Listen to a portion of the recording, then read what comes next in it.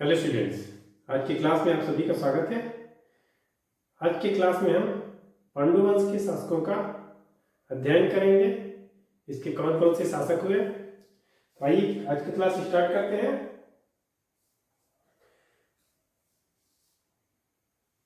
पांडु वंश के शासकों ने सिरपुर क्षेत्र में शासन किया।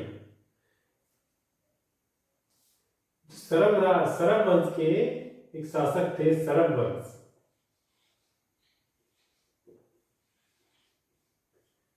सरब वंश के शासक कौन थे? सुदेवराज, या कहीं कहीं से महासुदेवराज भी कहा जाता है। सुदेवराज, सुदेवराज इनका एक सामंत था। सामंत जिसे इंद्रबल कहा जाता है। इंद्रबल, इसी इंद्रबल ने पांडुवंश की स्थापना की। इंद्रबल के पिता कौन थे? उदयन। इसके पिता थे उदयन। इंद्रबल के पिता थे उदयन, इसीलिए पांडुवंश के आदि पुरुष उदयन को कहा जाता है। पांडुवंश का आदि पुरुष किसको कहा जाता है? उदयन को। पांडुवंश का आदि पुरुष,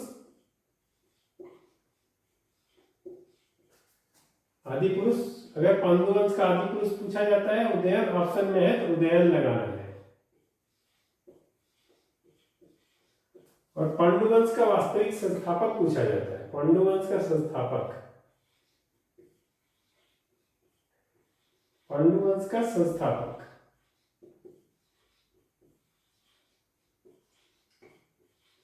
पांडुवंश का संस्थापक कौन है? इंद्रबल को माना जाता है। इंद्रबल। सरब वंश के जो शासक थे सुदेवराज, उनके मृत्यु के बाद जो प्रवरराज द्वितीय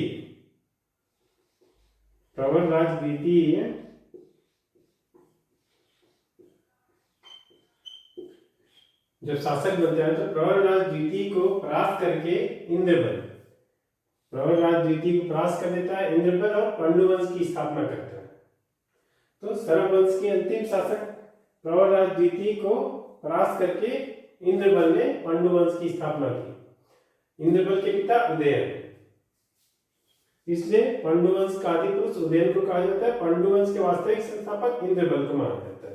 देखिए, इंद्रबल के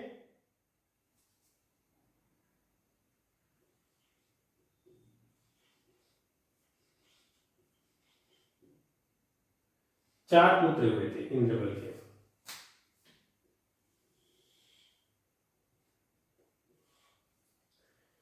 प्रथम थे नंदराज प्रथम,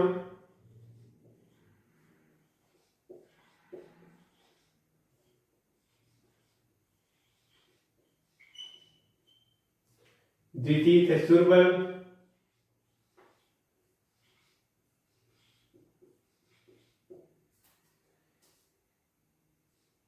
तृतीय थे ईशान देव,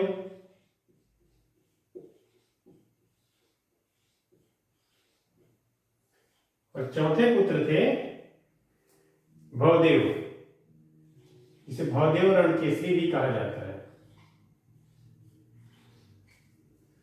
तो पांडुवंश के जो संस्थापक थे इंद्रबल, उनके चार पुत्र थे, नंदराज प्रथम, सुरबल, ईशान देव और भवदेव। इंद्रबल के बाद नंदराज प्रथम,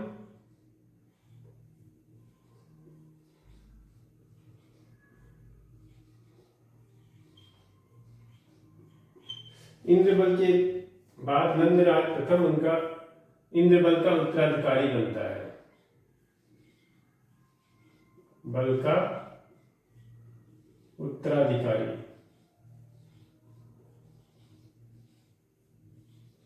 और पांडुवंश का अगला शासक नंदराज प्रथम बनता है। इंद्रबल का एक अन्य पुत्र थे सुरबल, तीसरे पुत्र थे ईशान देव,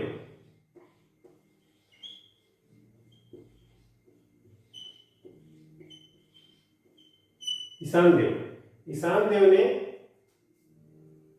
खरौद के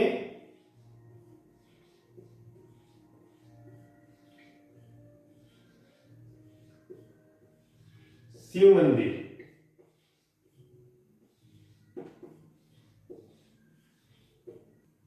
जिसे लक्ष्मणेश्वर महादेव मंदिर भी कहा जाता है, लक्ष्मणेश्वर महादेव मंदिर,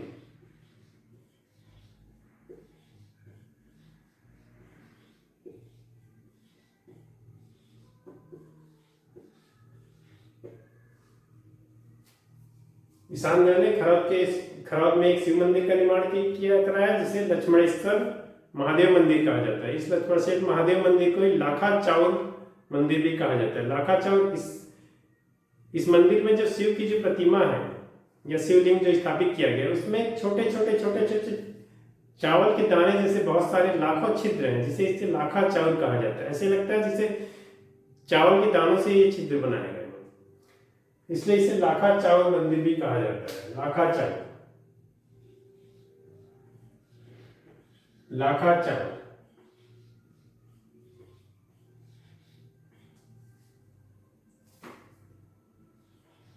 इंद्रबल के चौथे पुत्र जो थे भौदेव,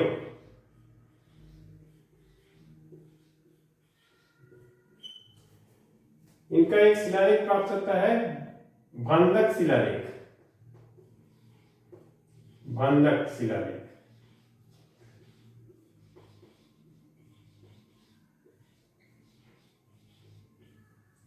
इसमें भौदेव रणकेसरी नाम का उल्लेख किया गया है। भौदेव रणकेसरी,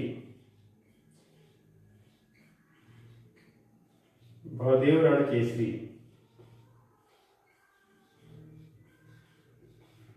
ये माना जाता है कि जो भौदेव रणकेसरी जो नाम है, इन्हीं इंद्रबल के जो चौथे पुत्र थे भौदेव के नाम का ही उल्लेख भौदेव रणकेसरी के रूप में किया गया है भांदक शिलालेख में। और ये भांदक शिलालेख भौदेव रणकेसरी के भौदेव का ही एक बनाया गया शिलालेख है। इंद्रबल के बाद नंदराज प्रथम राजा बनते हैं। नंदराज प्रथम राजा कौन थे? इंद्रबल।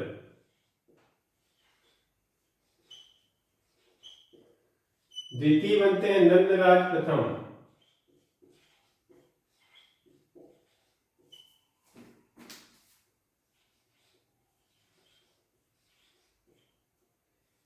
तृतीय बनते हैं महाशिव तिवर देव।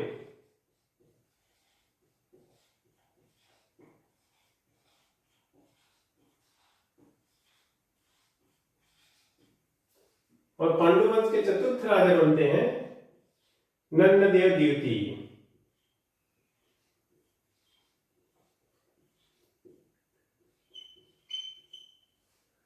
इंद्रबल, उनके बाद नंदराज प्रथम, फिर महाशिव तिवर देव, फिर नंददेव द्वितीय। नंददेव द्वितीय के कोई भी संतान नहीं थे, ये संतानहीन थे।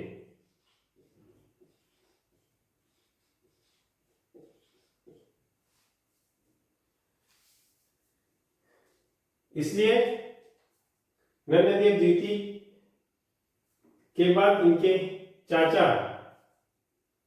या नंदराज प्रथम के पुत्र महाशिव तिवर देव के अनुज जो थे चंद्रगुप्त, वे नंददेव द्वितीय के बाद राजा बनते हैं। चंद्रदेव द्वितीय, चंद्रगुप्त।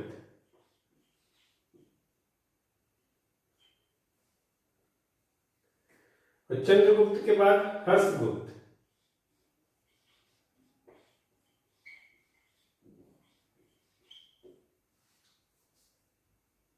चंद्रगुप्त के बाद हर्षगुप्त इस वंश के अन्य राजा बनते हैं। हर्षगुप्त का विवाह मगध के मौखरी राजा, मगध के मौखरी वंश के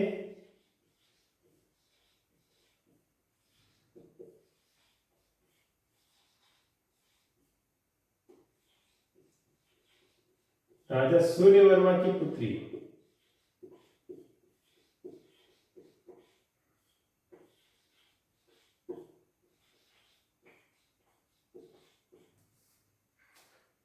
वसाटा से होता है।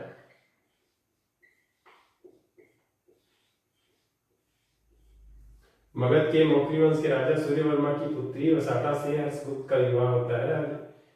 हर्षगुप्त की जब मृत्यु हो जाती है तो रानी वसाटा ने सिरपुर में लक्ष्मण मंदिर का निर्माण करवाया।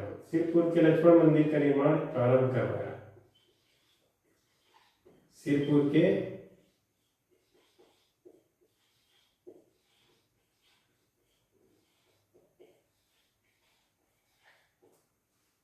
जो लाल ईंटों से बनाया गया है।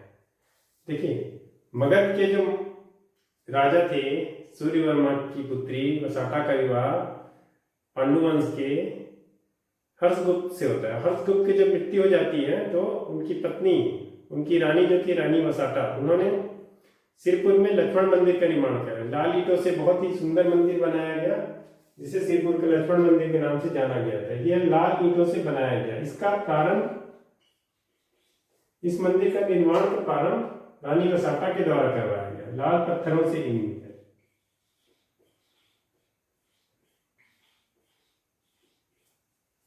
लाल ईंटों से निर्मित है।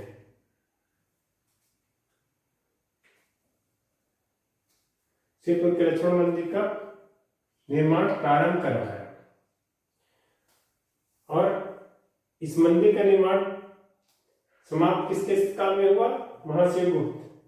हर्षगुप्त के बाद महाशिवगुप्त बालार्जुन इस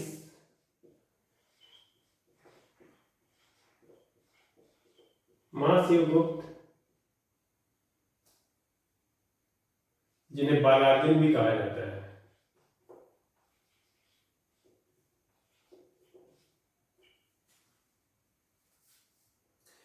ये बचपन से ही धनुर्विद्या में, महाशिवगुप्त बालार्जुन थे, बचपन से ही धनुर्विद्या में निपुण थे, जिसके कारण इनको बाल्य समय में ही अर्जुन की उपाधि दी गई थी। इसलिए इसे बालार्जुन या बाल अर्जुन कहा जाता है।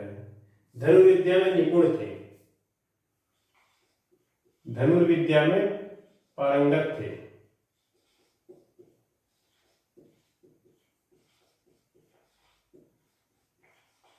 इसलिए इन्हें बालार्जुन भी कहा जाता है।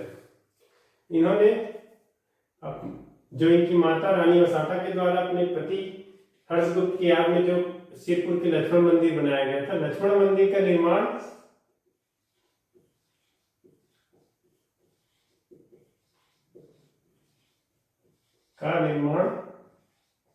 पूर्ण कराया था। इन्होंने पूर्ण कराया।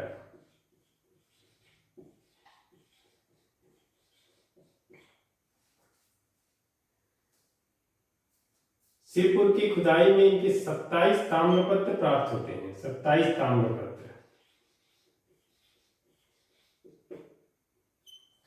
इनके समय में 639 ईस्वी के आसपास, 639 ईस्वी के आसपास वेदसांग सिरपुर क्षेत्र में आए थे। इन्होंने छत्तीसगढ़ क्षेत्र को कियास्लो के नाम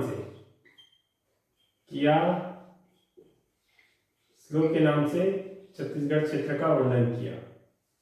कियास्लो, महाशिवगुप्त बालार्जुन के समय में वेदसांग 639 ईस्वी में छत्तीसगढ़ आए थे। इन्होंने छत्तीसगढ़ क्षेत्र को कियास्लो के नाम से अपने ग्रंथों, अपने पुस्तकों में उल्लेख किया है। महाशिवगुप्त बालार्जुन के समय को छत्तीसगढ़ के इतिहास का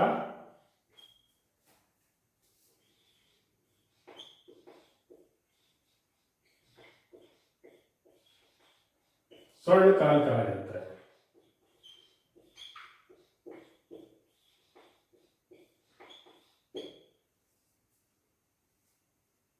महाशिवगुप्त के काल को छत्तीसगढ़ के इतिहास का स्वर्ण काल कहा जाता है, क्योंकि महाशिवगुप्त बालार्जुन जो थे, इन्होंने जैन धर्म, बौद्ध धर्म और अन्य हिंदू धर्म, अन्य सभी जो धर्म उसमें प्रचलित थे, सभी धर्मों का समान रूप से उनके प्रचार प्रसार में योगदान दिया। सभी धर्मों का इनके समय में उत्थान हुआ। इसीलिए इनके छत्तीसगढ़ के इतिहास को, इनके काल को छत्तीसगढ़ के इतिहास का स्वर्ण काल कहा जाता है। पांडुवंश में महाशिवगुप्त बालार्जुन बहुत ही महत्वपूर्ण है।